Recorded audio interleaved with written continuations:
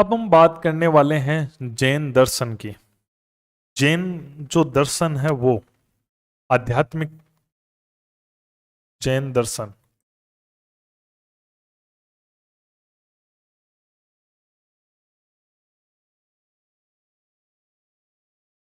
देखो, इससे एक क्वेश्चन आता ही है एग्जाम में। कैसा क्वेश्चन आता है? एक तो ऐसा आता है कि निम्न में से जैन दर्शन का नहीं है तो बौद्ध का डाल देंगे, बौद्ध जैन की समानता तुलना करवा देंगे, बौद्ध और जैन धर्म का अंतर वो भी करवा सकते हैं। तो पूरी स्टोरी पता होगी तब आप कर पाओगे। तो जैन दर्शन, तो जैनियों के दर्शन की बात करें अगर अपन, तो पहली चीज, ईश्वर को मान्यता नहीं। जैन धर्म के अंदर ईश्वर को मान्यता नहीं है। कौन ईश्वर है जैन धर्म में? कोई नहीं है। आप ही जानते हो, बताओ अगर पता है तो। इसका मतलब है कि अनीश्वरवादी है। एग्जाम में क्या लिखा सकता है? अनीश्वरवादी। जब ईश्वर में विश्वास नहीं, ईश्वर को मान्यता नहीं, तो अनीश्वरवादी हो गए। नहीं है ना जैनियों का कोई ईश्वर। आत्मा को मान्यता है जैन धर्म में। आत्मा को मान्यता है जैन धर्म में, माना जाता है आत्मा। आत्मा को तो बहुत ज्यादा ही मान्यता है, हर चीज में आत्मा मानते हैं, तो बहुत ज्यादा मान्यता है आत्मा को। पुनर्जन्म को मान्यता है। पुनर्जन्म, पुनर्जन्म को मान्यता कि आदमी है वो पुनर्जन्म लेता है मरने के बाद में। पुनर्जन्म को भी मान्यता है। मैंने आपको बताया भी था, पार्श्वनाथ के बारे में कहा जाता है उन्होंने सबसे ज्यादा रूप धारण किए हैं, 9 पुनर्जन्म हुए हैं पार्श्वनाथ के। तो है मान्यता, तभी हुए हैं। इन्होंने संसार है, संसार के बारे में भी व्याख्या की है, वेदों के बारे में भी व्याख्या की है, कर्मवाद पर भी बात की है। तो इन्होंने ये कहा कि जो संसार है, संसार नित्य है, शाश्वत है। संसार को नित्य व शाश्वत माना कि संसार तो हमेशा बना हुआ है, ठीक है, नित्य है, शाश्वत है, इसको किसी ईश्वर ने नहीं बनाया है। संसार तो वास्तविक है, संसार तो सत्य है। सृष्टि की जो रचना है, जो पालन पोषण है, वो सार्वभौमिक विधान है, वो अपने आप ही होता है, इसको किसी ने नहीं बनाया। जैसे सनातन वैदिक धर्म में यह माना जाता है कि संसार को ईश्वर ने बनाया है, तो यहां इस मान्यता को खारिज करते हैं ये कि संसार को ईश्वर ने संसार नहीं बनाया है। ईश्वर ने संसार नहीं बनाया है। संसार वास्तविक है, संसार सत्य है।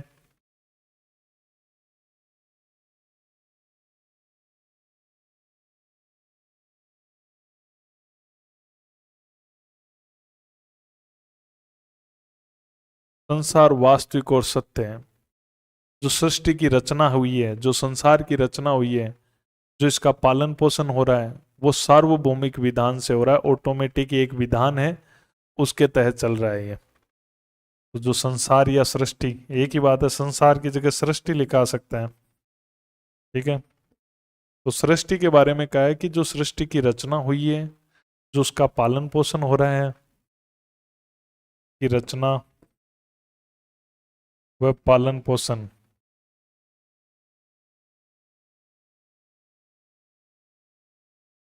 सार्वभौमिक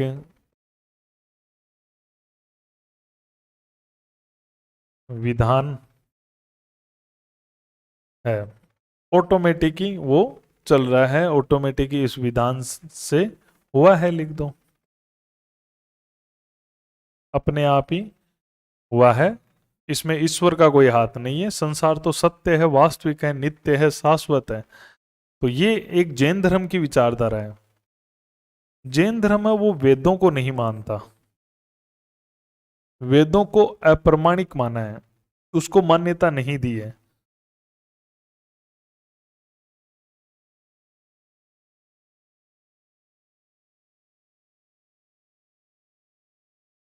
उसके अलावा जो जैन धर्म है उसमें कर्मवाद को मान्यता दी है। जैन धर्म कर्मवाद को बहुत ज्यादा फॉलो करता है कि जैसा भाई जैसा कर्म होगा वैसा ही होना है उसके साथ में। तो जैन धर्म तो ये कहता है कि कर्मों को नष्ट करना है। तो कर्मवाद को जैन धर्म में बहुत ज्यादा मान्यता है। आत्मा को भी मान्यता है। जैसे ये तो वैदिक धर्म सनातन धर्म से मिलती हुई बातें हैं। आत्मा ही तो पुनर्जन्म लेती है। और हम सनातन धर्म में ये मानते हैं कि जो जैसा कर्म करेगा उसका जन्म भी वैसा ही होगा, पुनर्जन्म। तो आत्मा आत्मा वापस जन्म लेना, कर्म पर आधारित होना, ईश्वर को मान्यता नहीं दी है। कहा है संसार ईश्वर ने नहीं बनाया, और वेदों को नहीं माना है। ये चीज है। तो ये गजब तथ्य इनके निकल के सामने आते हैं, तो ये याद होने चाहिए अच्छी तरह से। अब देखो जैन धर्म में जो त्रिरत्न की अवधारणा है वो क्या है। जैन धर्म में जो त्रिरत्न है, त्रिरत्न की जो अवधारणा है उसको समझो। जैन धर्म में त्रिरत्न है सम्यक ज्ञान, सम्यक चरित्र और सम्यक दर्शन। त्रिरत्न है तीन। सम्यक ज्ञान, सम्यक चरित्र और सम्यक दर्शन। सम्यक दर्शन,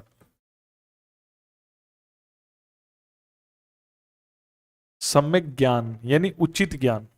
त्रिरत्न उचित ज्ञान। सम्यक ज्ञान का मतलब क्या हुआ? आप कहोगे सम्यक ज्ञान क्या है? तो जैन धर्म मानता है कि व्यक्ति को उचित ज्ञान होना चाहिए। उचित ज्ञान होगा वही प्राप्त कर सकता है आगे का जो प्रोसेस है उसको। सम्यक चरित्र, सम्यक चरित्र की जगह आचरण भी लिखा सकता है ना। सम्यक चरित्र मतलब आचरण ही तो होता है ना। तो एग्जाम में सम्यक आचरण भी लिखा सकता है। सम्यक चरित्र सम्यक आचरण यानी व्यक्ति का व्यवहार है वो कैसा होना चाहिए, इस पे बहुत ज्यादा जोर दिया गया है। इसका सामान्य रूप से अर्थ क्या हुआ? उचित व्यवहार। उचित मतलब जो अच्छा हो। उचित ज्ञान होना चाहिए। सम्यक का मतलब उचित होता है। सम्यक ज्ञान, सम्यक चरित्र होना चाहिए, उसका आचरण। इस पे सबसे ज्यादा जोर दिया गया जैन धर्म में। सर्वाधिक बल किस पे दिया गया? तीन रत्नों में से, तीन रत्नों में सबसे ज्यादा बल चरित्र पे दिया गया है। इसके लिए ही पंच महावृत बनाए गए हैं। पंच महावृत है ना जो, वो इसी का ही भाग है।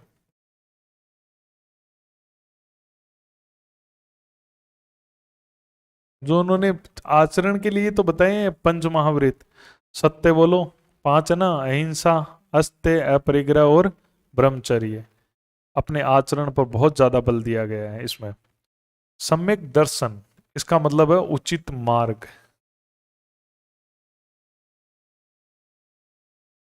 तो इस प्रकार से ये जैन धर्म के त्रिरत्न है। जैन धर्म जो है ना वो आत्मा पे बहुत ज्यादा फोकस करता है। वो कहता है कि प्रत्येक वस्तु तत्व में आत्मा है। तो उसकी जो विचारधारा है वो देखो, प्रत्येक वस्तु में, तत्व में आत्मा है।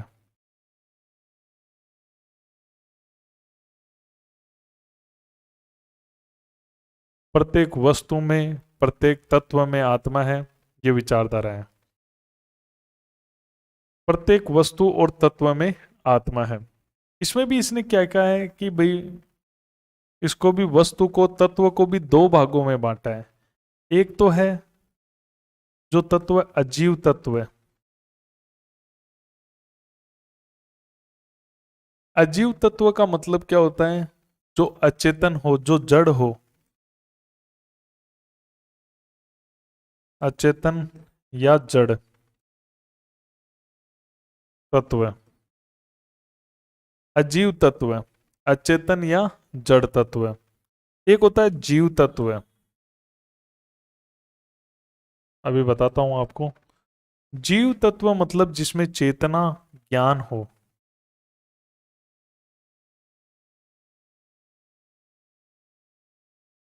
अरे ऐसे समझ लो जैसे तुम सजीव निर्जीव नहीं जानते हो क्या, बस वही चीज है एक तरह से। भाई जीव तत्व में चेतना होती है और ज्ञान होता है। आदमी है ना, आदमी जीव तत्व है, उसमें चेतना है, उसमें ज्ञान है, ठीक है।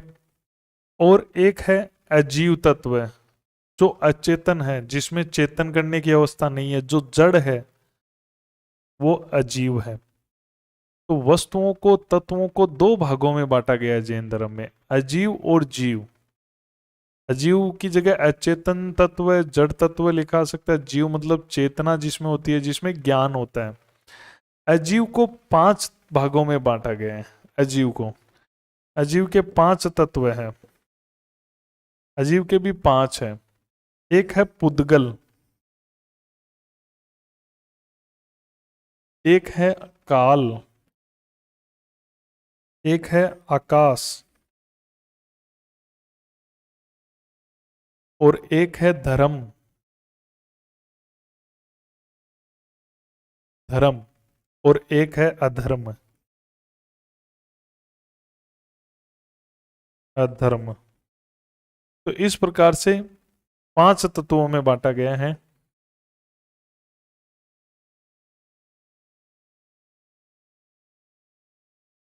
ठीक है।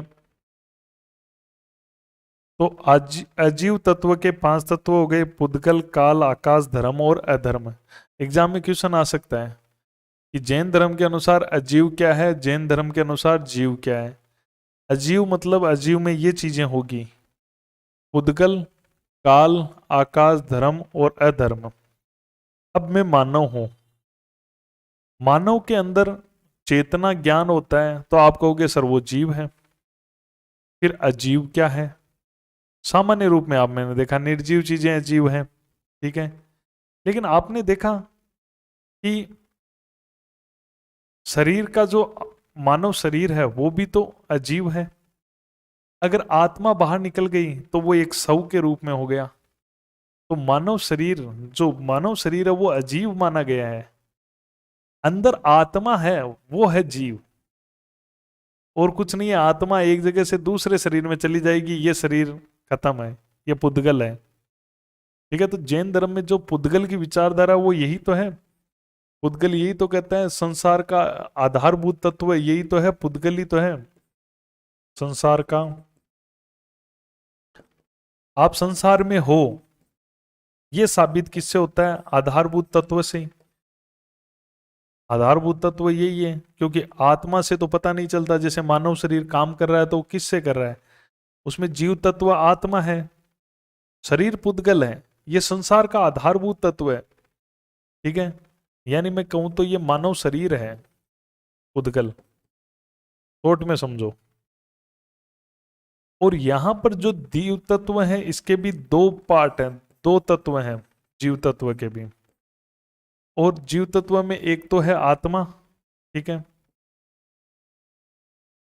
आत्मा के अलावा आत्मा से जो चिपके हुए होते हैं कर्म, उनको कहते हैं भौतिक तत्व, जो वो भौतिकता के साथ लेकर आता है।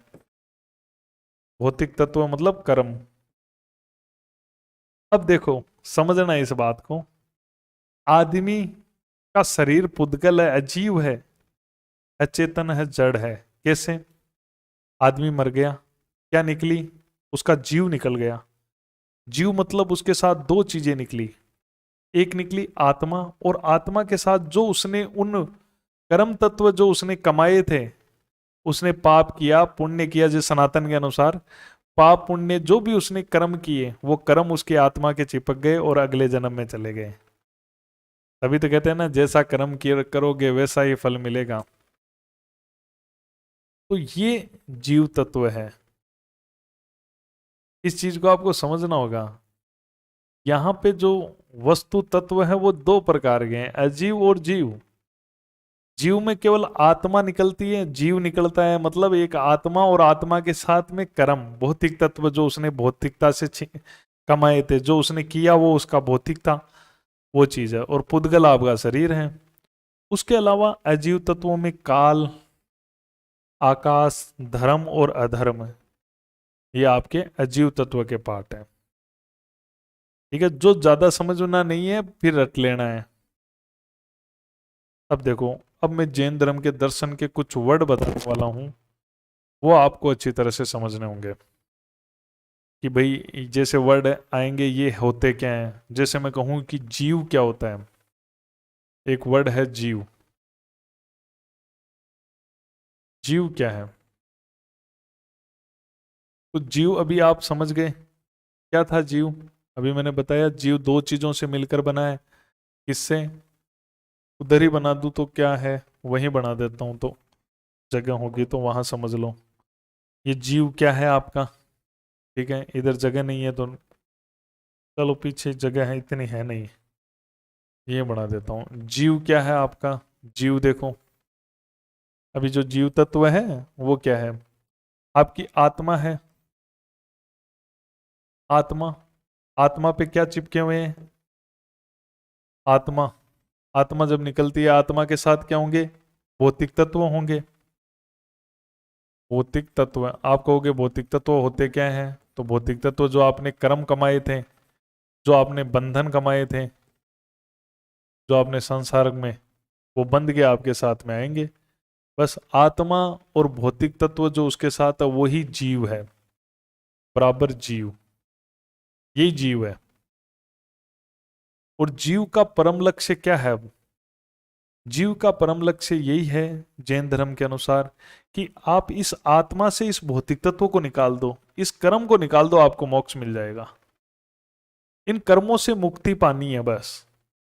अब आदमी मरेगा ना तो उसकी केवल आत्मा निकल गई ना, केवल आत्मा, कर्म नहीं है, कर्म शून्य है, तो वो आदमी फिर मोक्ष प्राप्त कर लेगा। तो ऐसा जीव होता है इनमें। तो जीव का परम लक्ष्य क्या है इसका जैन धर्म में? परम लक्ष्य यही है कि जो आत्मा है, आत्मा को किससे मुक्त करना है? बंधनों से मुक्त, भौतिक तत्वों से मुक्त। भौतिक तत्व है, भौतिक तत्व क्या होते हैं? भौतिक आवरण क्या होता है? जो आत्मा के चारों ओर, भौतिक आवरण ही तो है चारों ओर जो चिपका हुआ है, जो तत्वों के आवरण से मुक्त हो जाए। परम लक्ष्य जीव का ये है कि आत्मा जो है वो भौतिक तत्वों के आवरण से मुक्त हो जाए, बंधनों से मुक्त हो जाए, कर्मों से मुक्त हो जाए, यही तो है। तो ये हो गया जीव। अब देखो इसकी स्टेप बताई गई है कि आपको क्या करना चाहिए कि आप मोक्ष प्राप्त कर सकते हो। इसके स्टेप बताए गए हैं। देखो, नंबर एक स्टेप बताया गया है कि कर्म आपके पास आ रहे हैं, आ रहे हैं। आपने जीव के रूप में जन्म लिया है तो आपके कर्म तो आएंगे। तो कर्मों का आना आपकी तरफ, वो जैन धर्म में उसे कहते हैं आसर्व। ये कर्म है, ठीक है। और ये कर्म किसकी तरफ आ रहे हैं? ये आत्मा है, कर्म आत्मा की तरफ आ रहे हैं, आकर्षित हो रहे हैं। कर्म आत्मा की तरफ आ रहे हैं, उसकी तरफ आकर्षित हो रहे हैं। आत्मा मतलब जो जीव है, जीव की तरफ आ रहे हैं। जीव में पहले से भी कुछ कर्म हो सकते हैं ना, तो जीव की तरफ कर्म आ रहे हैं, आकर्षित हो रहे हैं। तो इसको कहते हैं आसर्व।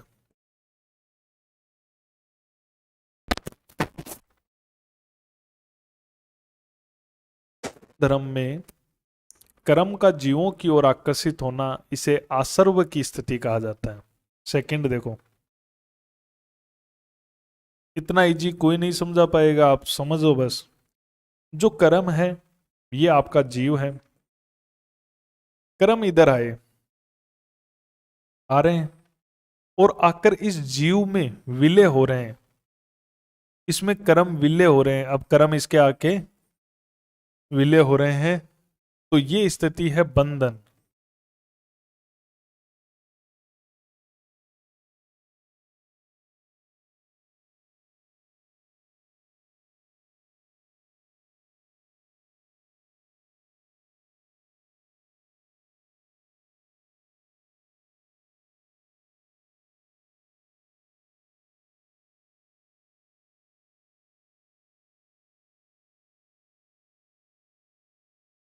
जीव जीव कर्म पर आ रहे हैं और कर्म जीव पर आ रहे हैं और इसमें विलय हो रहे हैं, ये स्थिति बंधन।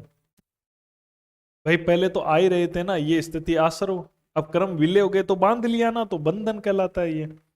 अब देखो क्या होगा, तीसरी स्टेप। अब जो कर्म है वो किधर जा रहे हैं, जीव की तरफ जा रहे हैं ना। अब काम शुरू होगा, जीव को बंधनों से ही तो मुक्त कराना है।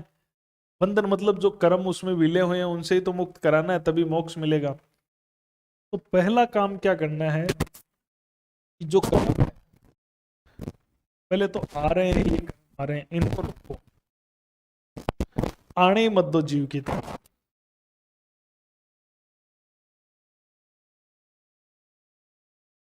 ना, अब आप कहोगे रोकेंगे कैसे, साधन क्या है रोकने का? त्रिरत्न।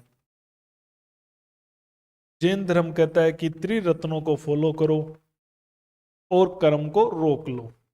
जब कर्मों को जीव की तरफ आने ही नहीं दिया जाएगा, उनको रोक लिया जाएगा, इस स्थिति को कहते हैं संवर। चलो, जीव की तरफ कर्म आ रहे थे, इसको हमने आसर्व कह दिया। कर्म आके चिपक रहे थे और वो कर्म ही कर्म हो गए उसके, इसे बंधन कह दिया। कर्म जीव की तरफ आ रहे थे, हमने इसको रोक लिया। अब रोक क्या कैसे? त्रिरत्न से। तो इस स्थिति को संवर कह दिया, कर्मों को रोकना। लेकिन क्या जीव के, अब तो मैं त्रिरत्न का यूज कर रहा हूं और मैंने कर्मों से मुक्त को नहीं आने दे रहा हूं, लेकिन जो पहले से कर्म आ चुके हैं अब उनका क्या करूं? अब मैंने रोका है लेकिन जो पहले आ गए हैं उनको नष्ट करना है। अब उस स्थिति को निर्जरा कहा जाता है। ये कर्म है, मैंने रोक लिया, आने ही नहीं दे रहा है, ठीक है। लेकिन जो कर्म आ चुके हैं जीव में, जो पहले से कर्म है,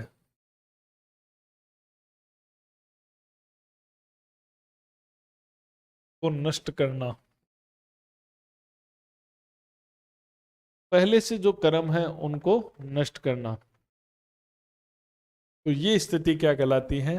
निर्जरा। अब आप कहोगे ये कैसे संभव है? ये भी आप लगातार त्रिरत्न को फॉलो करते रहो। साधन है त्रिरत्न, और त्रिरत्न में भी जो सम्यक आचरण है ना, उसको सबसे मेन बताया गया है। तो इस प्रकार आपसे कर्मों से मुक्त हो गए हो, अब आप बढ़ोगे मोक्ष की तरफ। मोक्ष,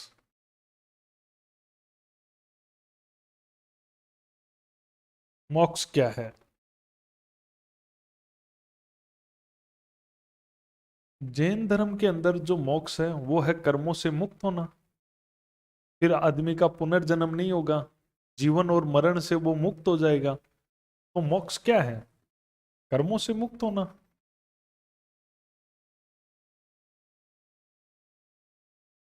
क्योंकि अब हमने जो कर्म थे उनको भी तो नष्ट कर लिया, निर्जरा जो घटना हुई,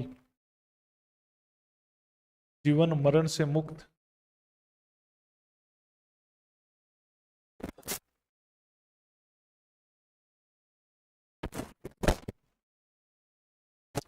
मोक्ष जब प्राप्ति हो जाती है तो आत्मा अनंत चतुष्टय को प्राप्त करती है। जैन धर्म में क्या कहा गया? अब मोक्ष मिल गए, कर्मों से मुक्त हो गए, जीवन मरण से मुक्त हो गए, तो मोक्ष प्राप्ति के बाद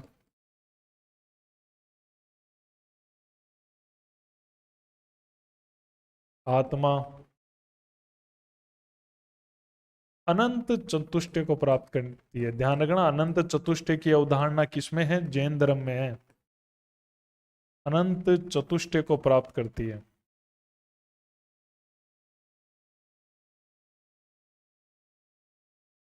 अनंत चतुष्टय का मतलब है, चतुष्टय मतलब है चार सुख मिलेंगे आपको अनंत चतुष्टय। चार कौन कौन से होते हैं अनंत चतुष्टय के अंदर?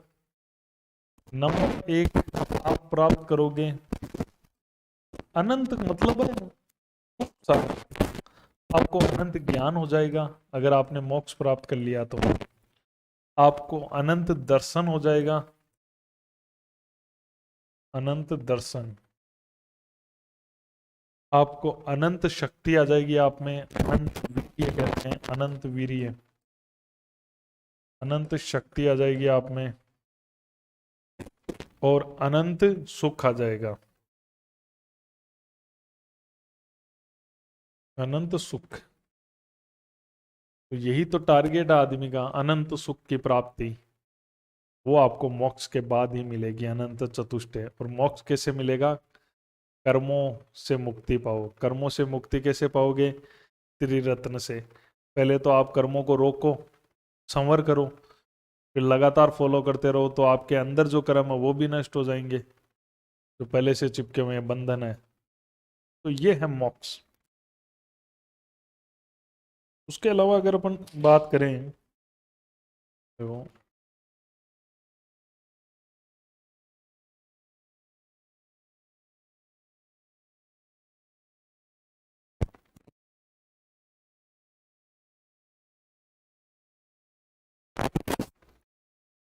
जैन धर्म का जो दर्शन का सबसे बड़ा सिद्धांत है वो है श्यादवाद का सिद्धांत। कौन सा है? श्यादवाद का सिद्धांत सबसे बड़ा सिद्धांत है जैन धर्म में। श्यादवाद का सिद्धांत, ये जैन धर्म की सबसे बड़ी विचारधारा है। ये क्वेश्चन घुमा घुमा के आता है एग्जाम में, अपन भी घुमा घुमा के पढ़ेंगे। श्यादवाद का सिद्धांत, क्योंकि जैन धर्म का सबसे बड़ा विचार है श्यादवाद का सिद्धांत।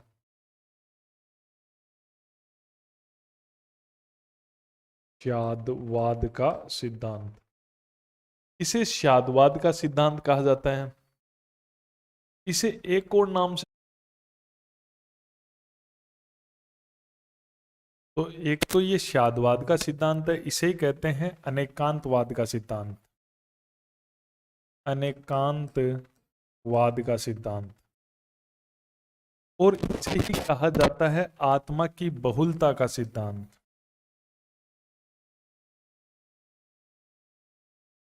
मैं सब टाइप के जो क्वेश्चन बनेंगे वो सब बता रहा हूं। इसे ही आत्मा की बहुलता का सिद्धांत कहते हैं, इसे ही वास्तविकता की बहुलता का सिद्धांत कहते हैं। एग्जामिनर बड़ा चालाक है, हर बार एक नया वर्ड यूज ले लेता है। वास्तविकता की बहुलता का सिद्धांत, और इसे ही कहा जाता है सप्तभंगीय सिद्धांत। ये नाम बहुत पॉपुलर है इसका, सप्तभंगीय सिद्धांत। सप्तभंगीय सिद्धांत भी इसे कहा जाता है, और इसे ही कहा जाता है व्यूवाद का सिद्धांत। व्यू है वाद का सिद्धांत। तो इसे ही श्यादवाद कहते हैं, मेन नाम यही है। इसे ही अनेकांतवाद कहते हैं, इसे ही श्यादवाद कहते हैं, इसे ही आत्मा की बहुलता, इसे ही वास्तविकता की बहुलता, इसे ही सप्तभंगीय, इसे ही व्यूवाद का सिद्धांत कहते हैं। इतने नाम है इसके, कोई सा भी एग्जामिनर दे देगा और पूछेगा ये कौन से का है, तो यह है जैन धर्म का है। इसका है क्या, इसका अर्थ क्या होता है? इसका अर्थ ये होता है कि जो दृष्टिकोण होता है ना प्रत्येक का, वो दृष्टिकोण की भिन्नता है। हर ज्ञान जो है वो 7 विभिन्न स्वरूपों में व्यक्त होता है। दृष्टिकोण की भिन्नता, इसमें बता रखा है कि हर व्यक्ति का दृष्टिकोण अलग होता है, दृष्टिकोण की भिन्नता होती है। भिन्नता, दृष्टिकोण की भिन्नता के कारण क्या होता है? अलग अलग दृष्टिकोण होता है तो अलग अलग भिन्नता होती है, उसके कारण से हर ज्ञान 7 स्वरूपों में व्यक्त होता है। हर ज्ञान 7 स्वरूपों में व्यक्त होता है।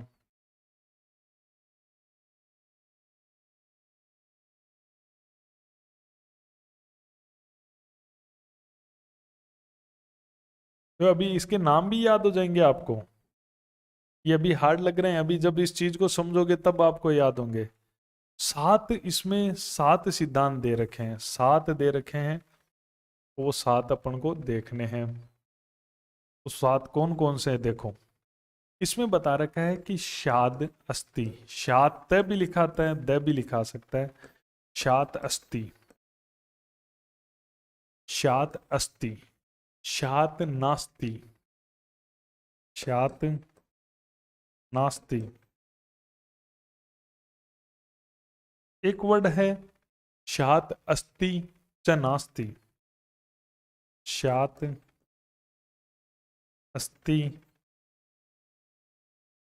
च नास्ति।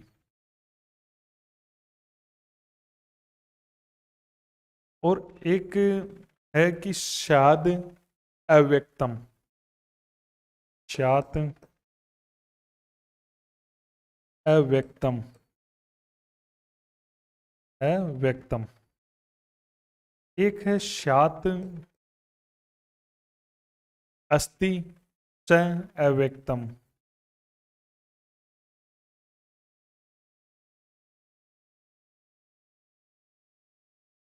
एक है शात नास्ति च अव्यक्तम।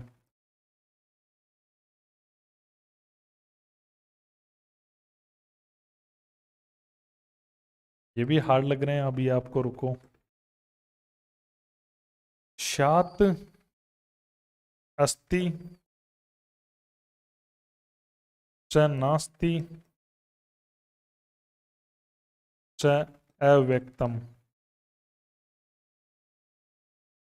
देखो, यानी माना है कि दृष्टिकोण की भिन्नता है व्यक्ति में, और सात दृष्टिकोण है। एक वस्तु को वो देखता है, सोचता है, उसके सात नजरिए सामने आते हैं व्यक्ति के, उसके दिमाग में सात स्वरूप बनते हैं।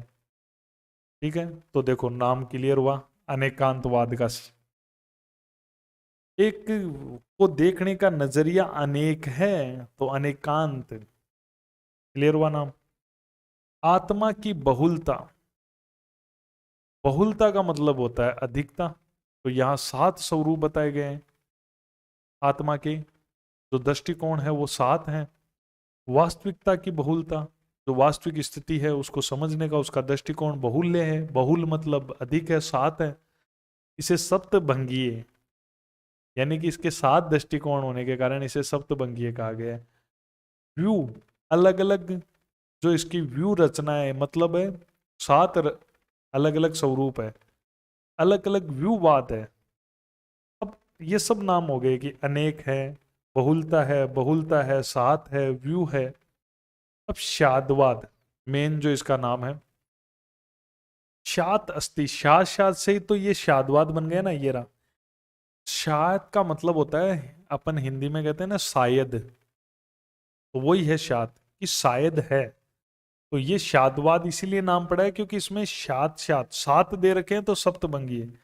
अगर मैं इसका अर्थ करूं तो शायद है, कोई चीज को देखने का नजरिया होता है कि शायद ये है अस्ति, शायद नास्ति, शायद नहीं है, शायद है अस्ति, शायद नास्ति, शायद नहीं है, शायद अस्ति च नास्ति, शायद है और नहीं है। का मतलब होता है और, ठीक है, नहीं है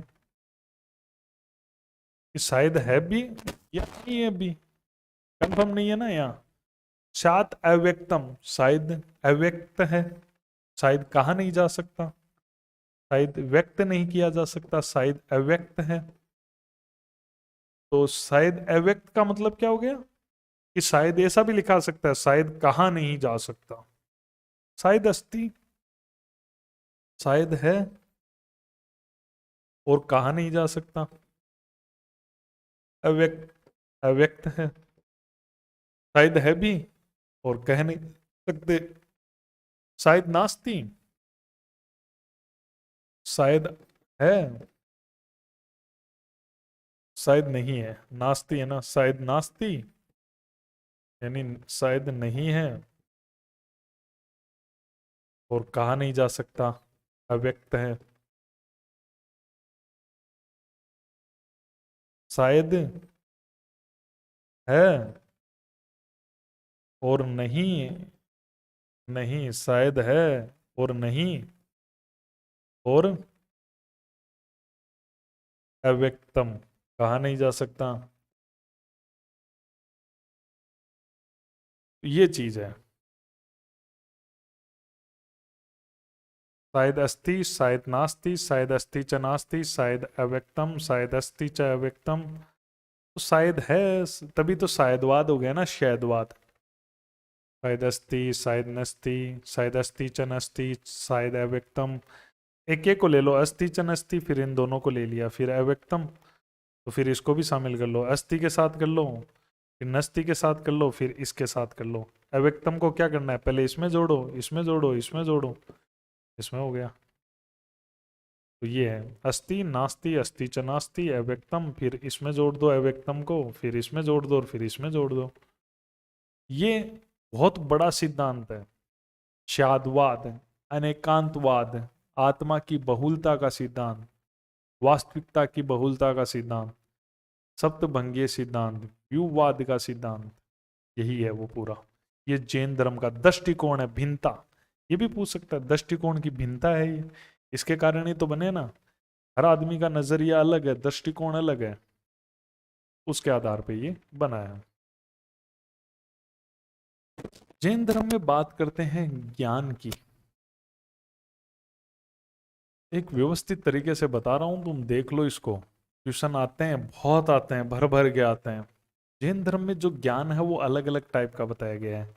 जैसे एक ज्ञान बताया गया है मति, एक ज्ञान बताया गया है श्रुति, एक ज्ञान बताया गया है श्रुति, और एक ज्ञान बताया गया है अवधि, एक ज्ञान बताया गया है मन पर्याय, और एक ज्ञान बताया गया है कैवल्य।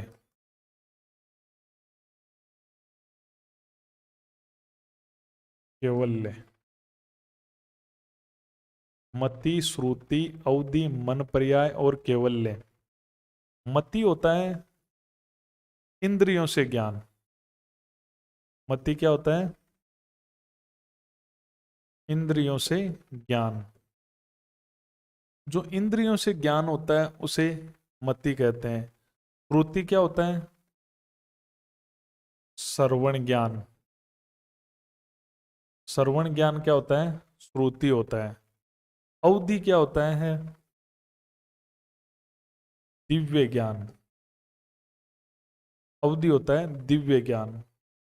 मन पर्याय क्या होता है, देखो मति, मति का मतलब है जो इंद्रियों से ज्ञान होता है। इंद्रियों का मतलब है जो आंखों ने देखा, जो कान, जो इंद्रियों ने, जो जीभ ने चखा। श्रुति मतलब जो सुनकर ज्ञान लेते हैं ऋषियों के, जो इनके तीर्थंकर हैं उनके प्रवचन आप सुनोगे तो वो श्रुति ज्ञान हो गया। तो स्वर्ण ज्ञान कान से सुना हुआ। अवधि ये दिव्य ज्ञान है, तपस्या की दिव्य ज्ञान हो गया।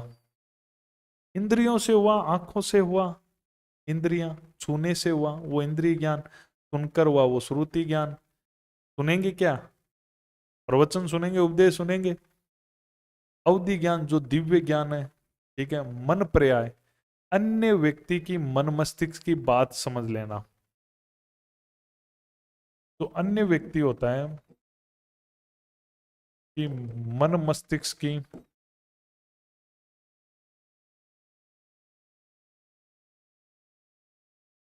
बात समझ लेना। अन्य व्यक्ति की मन मस्तिष्क की बात समझ लेना मन पर्याय कहलाती है। कैवल्य, कैवल्य होता है पूर्ण ज्ञान। कैवल्य क्या होता है, पूर्ण ज्ञान। ये तो आपको पता ही है, महावीर स्वामी को कैवल्य कहा गया क्योंकि उनको पूरा ज्ञान हो गया। तो इंद्रियों, ये ज्ञान के कुछ टर्म्स हैं, ज़्यादा इंपॉर्टेंट तो नहीं है कोई भी, ठीक है। ये स्टैंडर्ड एग्जामों का ये लेवल नहीं है ना, लो लेवल में ऐसी बातें आती है ना स्टैंडर्ड में आती है। फिर भी एक पता नहीं कोई लाइन बना के किसी में डाल दे तो एक बार सुना हुआ हो तो जरूरी है, ये एक काम में आ जाती है कई बार चीजें। मति, श्रुति, अवधि, मन पर्याय और कैवल्य, ये ज्ञान है। अब बात आती है ज्ञान के स्रोत। ज्ञान मिलेगा कहाँ से? स्रोत का मतलब होता है प्राप्त कहाँ से होता है। ज्ञान तो आपको 5 प्रकार का हो गया, लेकिन ये मिलेगा कहाँ? स्रोत क्या है? जैसे मैं कहता हूं ना, जल के स्रोत क्या, तो आप कहोगे कुआं, बावड़ी, नाडी, तालाब। उसी प्रकार ज्ञान कहाँ से प्राप्त होता है? तो ज्ञान के स्रोत हैं, नंबर 1 प्रत्यक्ष ज्ञान होता है आदमी को, डायरेक्ट ज्ञान होता है। एक आदमी अनुमान से ज्ञान प्राप्त करता है, अनुमान आइडिया लगाता है, अनुमान लगाता है कि ऐसा, हाँ ऐसा हो सकता है, तो वो भी ज्ञान उसको, ठीक है, एक प्रत्यक्ष। एक ज्ञान होता है शब्द ज्ञान। शब्द ज्ञान, उसे शब्द कहाँ से मिलते हैं? तीर्थंकरों के प्रवचनों को ही कहा जाता है। जो 24 तीर्थंकर हुए हैं, उनके प्रवचनों, उनकी उपदेशों को आप सुन लोगे तो आपको ज्ञान, उनको पढ़ लोगे, ठीक है, तो आपको ज्ञान हो जाएगा। तो ज्ञान के स्रोत है प्रत्यक्ष, सीधा ज्ञान, अनुमान, शब्द, और ये। अब जैन धर्म में एक वर्ड चलता है काया क्लेश। काया क्लेश क्या है ये जैन धर्म में? ये वर्ड काफी फेमस है, आ भी जाता है। जैन धर्म में काया क्लेश क्या है? जैन धर्म में ये माना जाता है कि अपने शरीर को है वो दुखी मत रखो, मतलब थोड़ा सा दुख दो, कष्ट दो। शरीर को कष्ट देना ही काया क्लेश है यहाँ पर। काया मतलब शरीर, क्लेश मतलब दुख, शरीर को दुख देना, यानी इसको सुखी मत रखो। ये मैं साधारण रूप में कि शरीर को सुखी मत रखो, ठीक है, काया क्लेश। इसके लिए एक बहुत बड़ा काया क्लेश बताया गया है इसके अंदर, जिसे सलेखना कहा गया है। सलेखना, सलेखना पद्धति कहा गया है जिसे। इसे और भी कई नामों से जाना जाता है, जैसे इसे संथारा कहा गया है, इसे संथारा पद्धति भी कहा गया है। उसके अलावा इसे निषिद्धि भी कहा गया है। इसके लिए वर्ड एग्जामिनर कोई सा भी काम में ले लेता है, निषिद्धि। इसे कहा गया है निष्प्रत, निष निष्प्रत, ये वर्ड भी काम में ले लिया जाता है।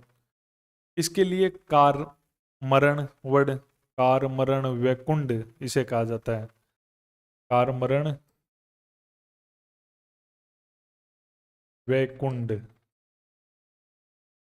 अब इसको समझो ये है क्या।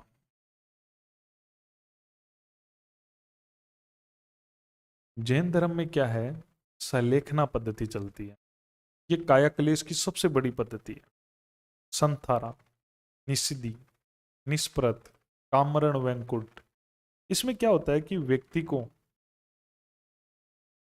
जब उसका अंतिम समय आता है, तो उसको अन्न जल, अन्न छोड़ना है, जल छोड़ना है, उसका त्याग करना है, उपवास करना है, और शरीर का त्याग करना है, मृत्यु को अपनाना है।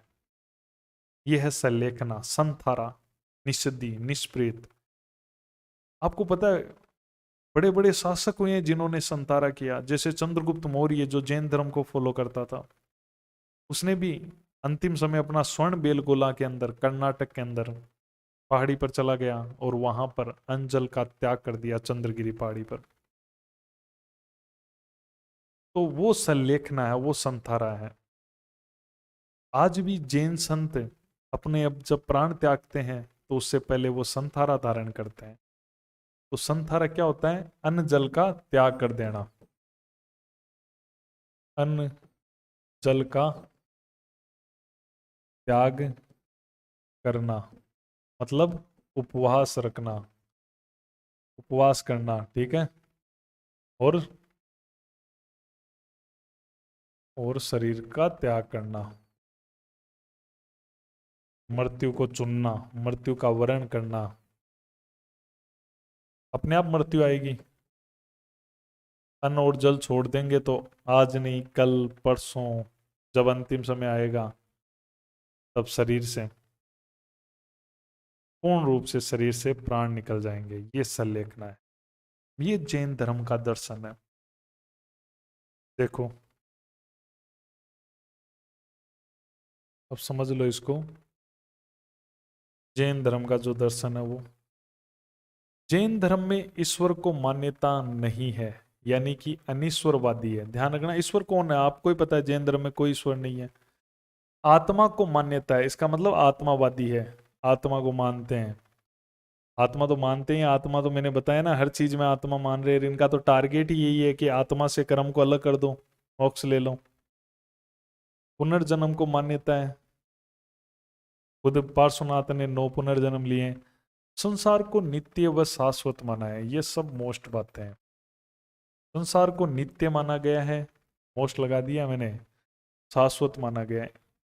ईश्वर ने संसार नहीं बनाया है, संसार वास्तविक और सत्य है। जैन धर्म में संसार की रचना और पालन पोषण सार्वभौमिक अपने आप विधान से हुआ है। वेदों को अप्रमाणिक माना है, जैन धर्म में वेदों को मान्यता नहीं है। और जो कर्मवाद है उसको मान्यता है कि कर्म, कर्म को माना है, तभी तो आप कर्म को से मुक्त कराओगे ना, आत्मा से कर्म ही तो मुक्त कराओगे। मान्यता है, रटना नहीं है इनको, समझ गए बस आप। जैन धर्म की सबसे बड़ी चीज है त्रिरत्न, इसी से सब कुछ होगा जैन धर्म में। उचित आपको सम्यक ज्ञान, सम्यक ज्ञान मतलब उचित ज्ञान लो, सम्यक चरित्र आचरण, सम्यक आचरण, उचित व्यवहार करो, सबसे ज्यादा इसी पर बल दिया गया। और पंच महाव्रत इसी के पार्ट है। सम्यक दर्शन, उचित मार्ग अपनाओ। प्रत्येक वस्तु या जो तत्व है उसमें आत्मा मानी गई है, और उसी के अंदर अजीव तत्व है और जीव तत्व है। अजीव तत्व और जीव तत्व। अजीव तत्व को अचेतन जड़ तत्व भी कहते हैं, वो कहीं उसमें कोई चेतना नहीं होती। इसमें पुद्गल होता है, काल, आकाश, धर्म और अधर्म। मैं आपको दर्शन, जैन दर्शन नहीं पढ़ा रहा कि ज्ञानी बना रहा हूं मैं, जैन आपको हिस्ट्री के हिसाब से पढ़ा रहा हूं, उस हिसाब तक ही रहो आप। पुद्गल संसार का आधारभूत तत्व है, मानव शरीर पुद्गल है। क्यों? जीव तत्व तो केवल जीव तो आत्मा और आत्मा से चिपके हुए कर्म जो भौतिक तत्व उसको घेर रखे हैं। आत्मा निकलेगी, जीव जब निकलेगा तो उसके साथ आत्मा निकलेगी और कर्म निकलेगा। तो जीव तत्व है, चेतना व ज्ञान है, ये रहेगा। जीव तत्व रहेगा तब तक आदमी में चेतना है, ज्ञान है, नहीं तो वो फिर मानव शरीर जो जड़ तत्व है वो। 2 तत्व है, आत्मा और भौतिक तत्व है। अब हमें करना क्या है, इस आत्मा के ये जो भौतिक तत्व कर्म चिपका हुआ है उससे मुक्ति दिलानी है। यही होगा जीव के साथ। जीव क्या होता है, इस ये आत्मा है, और आत्मा से भौतिक तत्व कर्म बंधन है, ये चिपके हुए हैं, यही जीव है। और जीव का परम लक्ष्य क्या है? आत्मा को भौतिक तत्वों के आवरण से मुक्त हो जाए, यही जीव का टारगेट है। यही जीव है और इसका टारगेट है कि ये जो तत्व हैं, भौतिक तत्व जो मेरे चारों हो रहे, ये अलग हो जाएं। इसके लिए क्या क्या कहा गया है कि जो कर्म है वो जीव की तरफ आकर्षित होते रहते हैं, इस स्थिति को कहते हैं आसर्व। कर्म है वो जीव के जाके चिपक जाएंगे, कर्म विलय हो जाएंगे, अंदर आ जाएंगे, जीव के अंदर विलय हो गए, इसे कहते हैं बंधन। पहले जा रहे थे, अब इसमें विलय हो गए, अब इनको रोकना पड़ेगा। अब इनको जीव से जाने से पहले रोको, रोकने का साधन त्रिरत्न है, इसे इस स्थिति को कहते हैं संवर। ठीक है। और अब जीव ने उनको तो रोक लिया, लेकिन जो जीव में पहले से जो कर्म है उनको नष्ट करना निर्जरा कहलाता है। जो पहले से कर्म आ रखे हैं उनका क्या, उनको नष्ट करना, उसका साधन भी त्रिरत्नी है। जैन धर्म में त्रिरत्नी है। मोक्ष, अब कर्मों से मुक्ति हो गई, जीवन मरण से मुक्ति हो गई। अब मोक्ष की प्राप्ति के बाद क्या होगा? आत्मा को अनंत चतुष्टय की प्राप्ति हो जाएगी, अनंत ज्ञान, अनंत दर्शन, अनंत वीर्य, अनंत सुख। शाद्वाद का सिद्धांत, इसे ही कहते हैं अनेकांतवाद का सिद्धांत, आत्मा की बहुलता का सिद्धांत, वास्तविकता की बहुलता का सिद्धांत, सप्तभंगीय सिद्धांत, व्यूहवाद का सिद्धांत। इसमें यह है कि दृष्टिकोण की भिन्नता के कारण हर ज्ञान 7 स्वरूपों में व्यक्त होता है। स्यात् अस्ति शायद है, स्यात् नास्ति शायद नहीं है, शायद अस्ति च नास्ति शायद अव्यक्तम, शायद अस्ति च अव्यक्तम, शायद नास्ति च अव्यक्तम, शायद अस्ति च नास्ति च अव्यक्तम। शायद है, शायद नहीं है, शायद है, शायद नहीं है, शायद अव्यक्त कहा नहीं जा सकता। ठीक है, इस टाइप का ज्ञान। मति जो इंद्रियों से होता है, श्रुति जो सुनने वाला ज्ञान है, अवधि जो दिव्य ज्ञान है, मन प्राय जो मन मस्तिष्क को पढ़ लेता है, कैवल्य पूर्ण ज्ञान। ज्ञान प्राप्त होने के स्रोत क्या है, कहाँ से लोगे? या तो प्रत्यक्ष लो, या अनुमान लगा के लो, या तीर्थंकरों के प्रवचन से लो। शब्द कहते हैं उनको। काया क्लेश, शरीर को दुख देना, ये जैन धर्म में है। कष्ट सहना, दुख देने का मतलब है शरीर को कष्ट देना। यहाँ दुख तो ज्यादा हो गया, ये सही वर्ड अगर मैं कहूँ तो शरीर को कष्ट देना ज्यादा बढ़िया शब्द है। काया क्लेश में शरीर को क्या दिया जाएगा? कष्ट, यानी आराम से नहीं रहना, मजे से, दुख। ठीक है, स्ट्रिक्टली है महाव्रत। सलेखना पद्धति या संथारा, निषिद्धि, निष्प्रीत, कारमण, वैकुंठ, ये होता क्या है? ये सब एक के नाम है, संथारा के नाम है, सलेखना के। इसमें क्या होता है? एंजल का त्याग कर दिया जाता है, मतलब उपवास, और शरीर का त्याग कर दिया जाता है। ये है सलेखना, संथारा, मृत्यु को अपना लिया जाता है। काया क्लेश, ये सिस्टम होता है।